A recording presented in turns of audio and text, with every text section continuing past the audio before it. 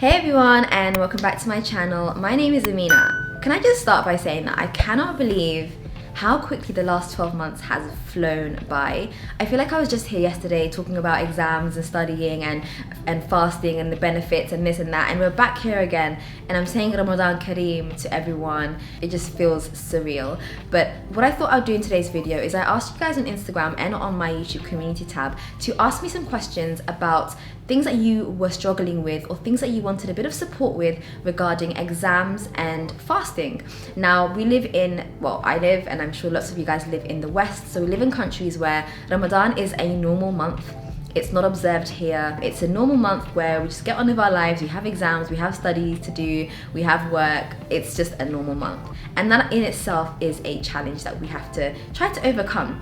But it's something that we have to think about in the best way and think about how we work as individuals. What works for me may not work for you, and that's important to distinguish, and that's important to try to discuss and find ways that will work for you. So what I've done is I've actually asked you guys some questions, and I'm gonna try to answer the questions. I'll leave timestamps down below for all the questions that I've answered, so you can jump to the timestamp that you're interested in if you don't want to watch the whole video. But I really do hope that this video helps you try to think about ways in which you can tailor your month to maximize the time that you're getting to spend reading Quran and with your faith and, you know, prayers and things that we should be doing during this month, but also not being able to feel like you're not able to revise and you're not at your optimum and you're not at your best for your exams and for your university work or for your school work as well. So it's important that we're able to balance the two, and by the end of today's video hopefully you'll feel a bit more confident in ways in which you're able to do that, and keep on watching. And like I said, don't forget to leave me a comment,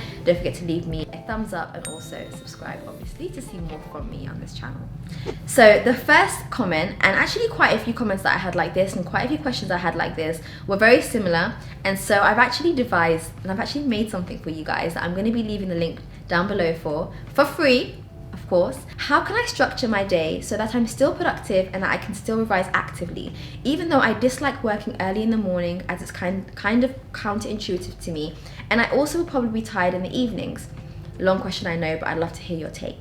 The similar question: make a revision timetable for Ramadan, including time to do past papers, when to revise, also when to take rest. And I had so many questions like this. Can you talk about how to structure the day? Now, for those that are non-Muslim, or for those that may be new to the religion or fasting for the first time, the way that it works is that you've got early prayer in the morning. So this is really early in the morning, so it's about 4 o'clock, 4 a.m, 5 a.m. in the morning, at which point you have to have stopped eating. So the fast begins at that point. So before that is when you can eat. So that's like 2 a.m. or 3 a.m. So it's a crazy time in the middle of the night, right? Then you start to fast, and then you're fasting all day, and then you stop fasting at sunset. So it's now, what time is it now? It's changed just recently, about 6:30, 7:30 p.m. So during the day, you have that time that you need to think about whether you need to catch up on sleep, whether you want to just focus on studying, whether you have to think about your routine. So I've made this timetable for you, and I spent a few hours on this actually, like quite late at night, like I think on the weekend, quite late after the kids went to sleep. I spent 2 or 3 hours doing this, and I'll leave the link for it down below. And I'm just gonna quickly look at it on here, and I'll share my screen so you can see what I'm looking at right now. So essentially I've got 2 versions of it. So I've got a day study version and a night study version. So if you're someone that likes to study during the day, then this is for you. If you're someone that prefers to study at night, so that means after you've broken your fast, you study all the way until Fajr, so all the way until the morning prayer, then that can also work for you. So I've done a few things. I've split it up into prayers, study and sleep. So I put 3 different colors on the table. So if you are going for the day study version, then that means you're sleeping all night, of course. So you're sleeping from maybe 11 p.m. or midnight, depending on sort of, are you going to pray the night prayers or whatever. So you can sleep all night, and I've tried to make it so that you get at least 7 hours sleep. So for the day study version, you've got 1, 2, 3, 4, 5, 6, 7 hours sleep. If you want to add one more hour, go for it, it's not a big deal. But I want to make sure that the quality of sleep that you're getting and the quantity of sleep that you're getting is enough. Because one thing that I feel like in Ramadan, the biggest problem I would say is that the lack of sleep is what gets us. We have such broken sleep because you're waking up to eat and, you know, all these things. And I feel like at the end of the day, like I've talked about this so much on my channel, if you watch my videos, this is not new to you, is that healthy sleep, and healthy sleep, by healthy sleep I mean sleep where you're sleeping all night and for, you know, at least 7-8 hours. Healthy sleep is probably the number one key factor that you need for your mind to be working at its optimum, for your memory to be working at its optimum. There are so many qualities about sleep where your brain is kind of being rewired, and your brain, what it does is it takes the memories that the things that you've learned during the day. So let's say you revised yesterday, it takes those that information that you've learned and it sort of like solidifies it. It takes it to your long-term memory, it keeps it within your short-term memory, and it rewires your brain so that you're able to remember what you've learned. Now, if you're not getting the right amount of sleep, you can now imagine what happens. Your memory is not as good, you forget everything you're learning, and you're not at your best, and you're not at your peak. So for me, I'd rather have 8 hours sleep and lose 1 or 2 hours of revision than maximizing revision and not getting as much sleep, because it's counterintuitive for it to work that way. So for both the night study and the day study versions, I've given you enough sleep during the day or during the night, because that is the number one thing that you need to be able to have a productive day on all accounts: studying, fasting, praying, reading Quran, whatever it is you're doing. If you're not getting enough sleep, you will struggle, and it will catch up with you by the end of the first week. And then for the day study version, I've got the studying. So studying starts from 8 o'clock in the morning. You can make it 9 o'clock in the morning if you want. Do you want to add 1 more hour of sleep? This is very, very kind of, you can change this, you can modify it as much as you want. And then what I've done is I've done like an hour of studying, and I've done like a half an hour break. So 1 hour studying, half an hour break, 1 hour studying, half an hour break. So in that half an hour break, you are free to do whatever you want. So I suggest, because of the way that we are fasting and the fact that we are hungry and we're probably going to be more tired and a bit more sort of frustrated or short-tempered, one thing that I recommend you do is actually just stand up, walk around, help your parents out if you live at home, whatever it is you want to do, but take that half an hour out to just do something else and kind of refresh, then start again. In normal circumstances, if you're not fasting, I could easily do 3 hours of work back to back. But when I'm fasting, I think it's really important that you take those breaks in order to refresh yourself and in order to kind of like wake up again and remind yourself of the fact that you need to study, right? So giving yourself that half an hour break allows you to kind of just take that time out and come back with a fresh perspective. I've also included the prayer times as well. So you'll notice that for the prayer times, I've actually given a whole hour. Now prayer is it takes like 3 minutes or 5 minutes max. Let's say we're taking our time. It will take the whole process, go make wudu, etc. Let's say it takes 15 minutes, right? So it takes 15 minutes. So I've given you a whole 45 minutes extra on top of that 15 minutes. And that is to allow you to do purely faith-related things. So during that time, you might want to pray, and then when you finish praying, you might want to read a juz of Quran, because you're trying to read the 30 juz, finish Quran in Ramadan. You can finish off a juz. For me, it takes about half an hour. So that would be about 45 minutes altogether. I don't know, make dua, whatever it is you want to do. I'm giving you that time basically in that hour to do faith related things. Now the reason for that is, of course, like I said, this is the holy month of Ramadan. We should be trying our best to do a mixture of Iman related things and also studying. So by giving you that whole hour, it means that you've got 1, 2, 3, 4 hours during the day that I've allowed on this timetable where you can do that. You don't have to. You might feel like, actually I'm good with half an hour here, I'll do more next time. That's fine, not a problem. I've allowed that time so you're aware of it. You don't have to take it, of course. And then around like Maghrib and Isha, so around the kind of eating time at the end of the day, I've not put any studying at all for both versions. So between 6 o'clock to about 10 o'clock, so those 4 hours there, I haven't allowed for any studying. Again, feel free to add it in. The reason why I haven't allowed any studying is because around that time, you're probably going to maybe take a nap. You probably might want to help your parents cooking. You might be cooking. So in that time around there, I haven't allowed for any studying. The other reason for that is because it's probably the time when you are the most hungry, and it's probably the time when you are the most tired. And so saying to you to revise an hour before you need to break your fast is probably not that productive. You probably won't get that much done. So to be honest, you might as well just don't do it. So I've allowed for that time where you just don't do it. Now for the night study version, it's very similar. The only difference is that you are studying throughout the night. So you're studying from about 11 p.m. all the way until, what is it, I put here, till 6 a.m. And you're giving yourself time to go and eat as well in the middle of the night. I actually don't mind this version. I kind of alternate between the two. The benefit of the night study version is that you're able to study and eat. So you can study, you can snack, you can drink, you can have don't have tea and coffee. You can have, healthy nuts, you can have healthy snacks, you can have fruit and veg, you can have as much water as you possibly can drink during that time. So it's a good thing. It actually works out well. I like to do it on weekends. So I used to do it on like Friday and Saturdays, I would do that version. And then I would swap on the weekdays, because for work and for going to school, it doesn't make sense to sleep all day. So for that, I would use that version for those days. And then you're sleeping from 6 a.m. all the way until about 1 p.m. till Dhuhr time. So you're getting a good, I think 7-8 hours there as well. So you're getting the right amount of sleep for both versions. It's just a matter of sort of swapping the sleep time and the eating time. So I'll leave the link for it down below. Like I said, I've given it to you guys for free because I don't feel like it's not fair, I think, to ask you to pay, especially if you can't afford it and you're a young student. But if you cannot provide any sort of money and you feel like you want to pay anything, then feel free to, you can say how much you want to pay, whatever you feel like is fair, but I don't expect it at all. I'm more than happy to provide this guide to you guys for free. Not an issue at all. Let me know in the comments down below if you have any questions about it, and I will try my best to answer it. Okay, so let's get into the questions. The next question is how to catch up with university work that should have been completed weeks ago, but you need to complete it in Ramadan. This is a good question, but it's a question that actually I would give the same answer to whether you are fasting or not.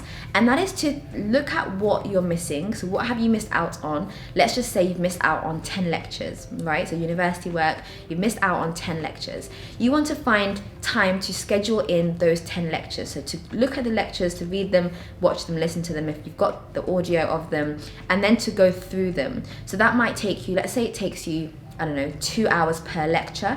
You can schedule in one lecture every day, and then that will just be part of your revision timetable. So it's not really any different, really. If you look at the timetable that I provided you, you can just input the revision that you want to do or whatever it is that you want to go through within the different timings, and just make sure that you've scheduled those in so you can get through them as much as you can, really. I mean, this is not really something that is Ramadan specific. You should be doing this anyway if you missed your lectures in the past. I really like this question, and it's not really a question, it's a statement, and it's something that I mentioned in my last Ramadan video that I did, I think 2 years ago now. I'll try to leave the link for it if I remember down below. Someone said, "Hi sister, hope you and your family are doing great. Regarding your question, can you talk about the fact that studying is an actual act of worship? Many people complain about the fact that they don't get to connect to Allah during the month of Ramadan because they spend their days and nights studying and don't do the traditional acts of worship like, prayer, tahajjud, revision, studying, Quranic recitation, etc. And she's saying that I'm not saying that those traditional acts should be neglected, rather that those acts should be done whenever you have the opportunity to do them, but you shouldn't feel like you're missing out on worshipping God because your main focus is on your studies." So I completely agree with this, and I think it's something that is overlooked when thinking about Ramadan. We tend to separate out Ramadan, okay, yeah, we're fasting, that's faith, that's our iman, we have to do this, and then they're studying, oh, that's extra, we have to do it in Ramadan, it's taking me away from the fasting and that side of things. Actually, they're very similar. So like she said, they're intertwined. By you doing your studies, by you revising, right? Think of it like this. By you revising, you're revising and you're studying to get a degree, right? So you're learning, you're educating yourself, which already is such a big thing, right? It's already one of the huge acts of worship, like reading, being a person that is studious. So there's that. Then I'm going to take the most obvious degree where you're helping people, but let's just say medicine, okay, or dentistry, whatever. You're now working towards being a doctor. So you're going to be a doctor, you're going to be helping people, you're going to be a visible Muslim within a community who is helping people.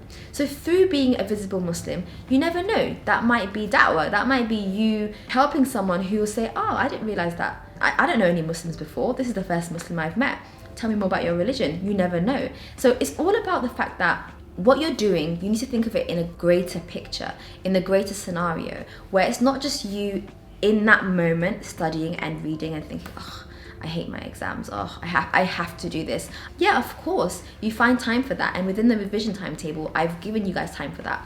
But actually, you need to understand that revision and studying is also an act of worship if you make the intention for it to be. So by sitting there and saying, I am going to study because this is going to make me a better person, this is going to make me a better Muslim, this is going to provide a means for me and my family, this is going to make me a stronger person, a kinder person, a more educated person. This is going to mean that I'm a healthy person. If I have enough money, I can buy food to nourish my body and be healthy. You know, making that intention, actually saying those things, mean that when you are revising, it's no longer just I'm revising for school and for the dunya. Actually, you're revising for you, for yourself, for the afterlife, to make you a better person, for your family, for everything. So I think when we talk about fasting and studying, we always divide the two, and I really want to reiterate that it's not a division, and rather it's within the same thing. It is you studying and you doing the best at school and passing and getting a job and being successful is something that we are told to do, something that we are meant to do. We are meant to be a pillar within our communities, and that you revising gets you there. You know, you revising means that you are able to be that example within your community. So definitely don't, you know, I completely agree with this comment. There's no name here, but I definitely agree that it's you revising is definitely something that adds to your worship, not takes away from it. So many questions. I keep getting the same thing again and again about structuring your day, so hopefully this timetable would help. I usually feel very sleepy while fasting. How can I stay focused and read papers? So feeling sleepy, there's going to be two sides of this. One is going to be because you haven't had enough sleep, and the solution to that is within the timetable. Choose when you want to sleep, get enough sleep. The other side of it is the kind of foods that you're eating when you are able to eat. Take a good look at what you're eating. Interrogate what you're eating. You shouldn't be having, like, I know we hear this all the time, but fried foods. We haven't had sambusa and things like that in Ramadan for the past couple of years. It's not good for you. It's unhealthy, and it's just not good for your body. And I think a lot of us tend to associate these foods with Ramadan because of just the tradition, the culture, you know, things like that. It's just, without those things, it doesn't feel like we're fasting. But actually, they're so bad for our bodies, especially when you're fasting, especially when you're on an empty stomach. Having fried foods, salty foods, you know, high carb food, all of those food types mean that the next day we are going to be sluggish. And so you want to try to pick foods that are going to burn energy slowly. So in the morning at suhur time, rather than having, I don't know, something that's unhealthy, or rather than having nothing, have something like porridge, have a banana, have dates, have food types that are actually going to help your body burn energy slower and burn energy better. What you don't want to do when it comes to energy burning is to spike. So when you have things like sugar, caffeine, things like that, you spike really quickly, so you've got high energy and then you slump. And that's one thing that you definitely don't want when you're fasting, because of course when you slump, there's no way you can get out of that slump because you can't eat and you can't drink. So now you're left feeling really sluggish, and you're left feeling demotivated and quite slow. So definitely think about the foods you're eating and the amount of sleep you're getting. The last thing I'd suggest is look at the type of revision that you're presenting yourself with. So when you're fasting, I've talked about this in previous videos, I'll leave that link down below, but the kind of revision that you need to do is very active revision. So rather than sitting and just looking at a textbook and just flicking through and copying notes, that is very passive, and that will lead you to feeling quite sleepy. It's boring on the best of days. So what you want is to choose tasks that are active. So use flashcards and kind of test yourself quickly. Test yourself with someone else, being able to kind of ask questions and keep yourself awake and keep yourself going. Doing things like Pomodoro, so you actually just kind of using 20-minute bursts of learning. So just sitting there, 20 minutes of learning, stop, start again, 20 minutes, stop, start again. So it's more rapid. Exam past papers, things that actually require you to be on the go rather than revision where you're just sitting there copying things out is definitely the first thing that I'll recommend. Okay, the next question that I had is what foods to eat at iftar or suhoor to give you extra strength and focus when studying. I'm going to do a video about this, and I'm going to do a video based on sort of research. So look out for that. But again, I think I mentioned it earlier, you want foods that are slow release rather than foods that will just make you feel full in that moment, spike your energy, spike your insulin, and then crash. Okay, so this is a really good question, and this is something that I can relate to because this is what I used to do. So someone asked on Instagram, if I'm studying at the library, would you advise going home to cook iftar or a meal, or would you advise finding a buddy that you could eat with at uni, or for example at the ISOC, so that's Islamic Society? I'm at UCL and I believe that you were there as well, and recommendations for what you used to do. So this is a really good one. So when I was fasting at UCL, because I was doing my PhD at the time, I shifted my study hours, my work hours.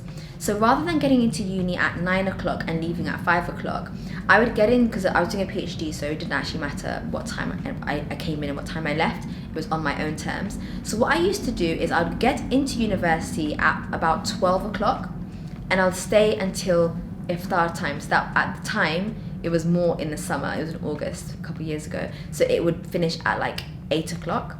So I would do 12 to like 8 p.m. and I'd sleep in the morning rather than doing 9 o'clock. So that meant I got enough sleep and I could sleep until like 10 o'clock in the morning, 11 o'clock. Then I'd come in at midday. I would skip lunchtime so I wouldn't have to like smell the lunch and smell food and stuff. I'd kind of skip lunchtime, get there when everyone's come back after lunch, and I'll start there and then I'll do the whole day. And the nice thing about it is that everyone is gone at 5 o'clock and I'm able to have like peace and quiet and work by myself 5, 6, 7, 8 alone in the lab, and it's really empty. Well, there's like 1 or 2 other people left rather than having like everyone in the lab at the same time.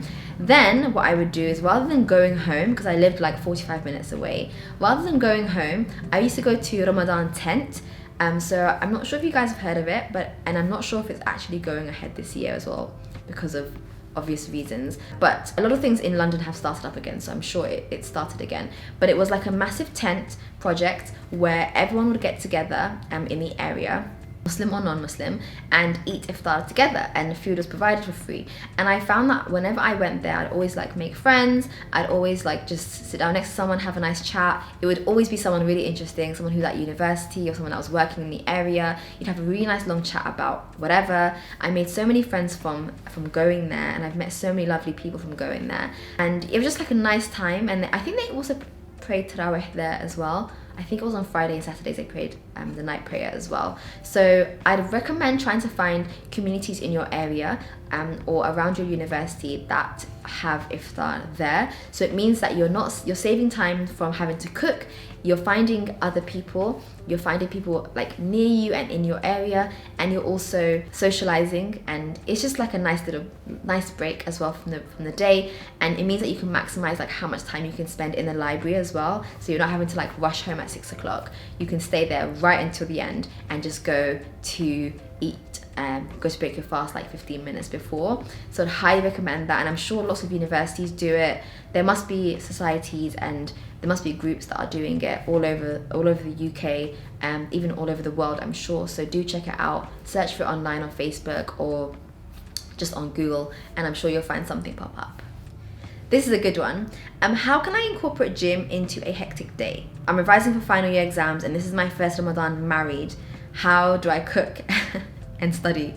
So this is a big one. So married for the first time, cooking, studying, and gym. So you have high ambitions, and I'm glad that you do. I rate you for that. I would say try to kind of, I guess, speak to your partner, and see if you can kind of decide on what kind of foods that you and your partner would be happy eating. So we've decided, like even from last year or maybe 2 years ago, we decided no fried foods, no extravagant meals, basic foods like ful and bed. Ful is like fava beans. It's like a traditional like Middle Eastern, East African meal. Ful and bed, so just eggs basically. And that is basically, we could have that every single day, and it takes 15 minutes, 20 minutes to make. Super simple, satisfying every single time. I'm hungry right now, I haven't had breakfast, and the thought of it, like it's satisfying. It's good for you. It's eggs. Ful is like a bean. There's nothing unhealthy in it. It's got tomatoes, onions. It's very simple, and eggs with not tea, like maybe milk or something like that, and dates, and that's it. Maybe a salad, something like that. And that's what we decided we're going to go with, and we're both happy with that. We're both happy as that being our dinner for the most part, and then we're going to go and see family and friends, so we'll have different things on Friday night or Saturday night, things like that. But for the most part on the weekday, we decided on that. So I think what I would do if I were you is to sit down with your husband or your wife, if you're the other way around, and speak to the person and say, what would you like to eat for Ramadan? Like what would you prefer? And they might say, oh, I'm happy with something simple, I'm happy with rice and a curry every day. Okay, cool. No, I want the whole shebang. I mean, try to speak to them and also tell them, like, look, I've got exams as well. I want something that is going to be easy to cook. Try to batch cook as well. So on the weekends, cook enough that would last you the whole week, because you're not eating during the day, you're just eating 5 meals Monday to Friday. So just try to batch cook on the weekend. So it means that you're not actually cooking throughout the week, you're just heating things up, maybe making some rice or pasta, but the actual main dish has been done. And you can put it into the freezer as well. That makes it really easy for you. And then you said revising, so you can use my timetable, slot in what you want, that will help you there. And then incorporating gym. So gym, I would say, is always the best just before you've broken your fast. In the past, when I've gone to the gym, it's been a few years now, I've got kids, can't really do it.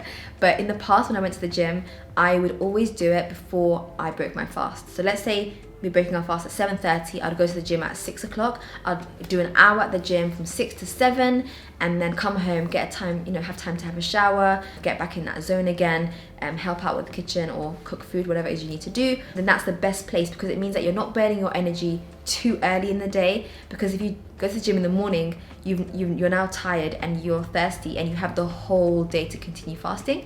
So by doing the gym at the evening, or the last point of the day, then it means that you're basically finished, and then you wait half an hour and then you can eat and drink. So it's a lot easier that way, and it means that you're also not going to fall asleep in the last hour, because you're doing something quite energetic and quite high energy. So that's what I'd recommend doing if you're able to do that, for sure. Is it better to do the majority of your work after iftar or at suhur time? So after iftar, so after you break your fast, or suhur time. So I don't think there's one shoe that fits all. Personally, I like to do my work in the morning. So I would sleep all night, and then after suhur, after I've eaten my food in the morning and I've prayed at 5-6 a.m, I would just start working from then. So I've slept all night basically. That's what works best for me, but that's because I'm a morning person and I like the peace and quiet that the morning brings to me. I like the fact that everyone's asleep. I like the fact that social media is quiet, friends are quiet, everything's quiet in the morning. In the evening, everyone's buzzing, everyone's talking about the day, everyone's go, go, go, high energy. I'm not a fan of working around that energy. I like to have quiet, and I like the whole house to myself. So for me, waking up at 6 o'clock in the morning and just getting on with it is, for me, more productive. So think about yourself, think about what works best for you. Try it out. One day do suhoor time, one day do iftar time, see how you feel, see what your energy levels are like, see how much work you get done, and then continue on like that. Okay, I'm going to finish with this question because it's such a good question. Secondary school teacher here. How do I support my students and learn more about Ramadan without being overbearing? That is such a good question, and I really appreciate that you've come forward to ask that question and to find out what Ramadan means for your students. And I'm assuming you're not a Muslim. So I would say that firstly, just understand and be a bit empathetic with the fact that they probably haven't slept very well at night. Most likely they've been awake probably a lot of the night. They woke up at 3 a.m, 4 a.m, so that they might be a little bit sleepy, a little bit quiet, but it's not because they're ignoring you, it's not because they're being lazy, it's because they genuinely are just tired. So that's one aspect. The second thing is that just kind of bear in mind that they're battling I guess these two sides. They are obviously they're Muslim, they want to fast, they want to be able to do what makes them happy and do what they feel grounds them. So as a Muslim, we believe in this month being a very special month. It's a month where none other, really none other. We believe it's a month where the doors and the gates of heaven are open, and we believe that this is the month where we get our prayers accepted, and it's a month where people really want to go in and kind of do their best.